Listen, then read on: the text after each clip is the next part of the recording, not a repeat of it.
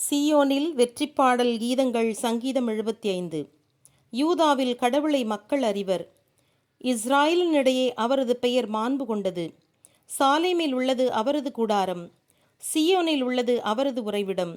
அங்கே அவர் பளிச்சிடும் அம்புகளை முறித்தெறிந்தார், கேடயத்தையும் வாளையும் படைக்கலங்களையும் தகர்த்தெறிந்தார். வல்லமையுள்ளவரே, மின்னொலியினிடையே நீர் எழுந்தீர். என்றுமுள்ள மலைகளின் ஒளியை விட நீர் மாண்புற்றீர். வலிய நெஞ்சுடையவர்களும் கொள்ளையிடப்பட்டார்கள், உறக்கத்தில் ஆழ்ந்தார்கள். வலிமையுள்ளவர்கள் அனைவருடைய கைகளும் செயலிழந்தன. யாக்கோபின் இறைவனே, உமது அதட்டலை கேட்டு தேர்களும் குதிரைகளும் மயங்கி விழுந்தன. பேரச்சத்துக்குரியவர் நீர். உமது சினம் கொதித்தெழும்போது உமை எதிர்த்து நிற்பவன் யார்? வானினின்று உமது நீதி தீர்ப்பு கேட்கச் செய்தீர். மாநிலம் அதை கேட்டு அச்சமுற்றது, அடங்கிவிட்டது.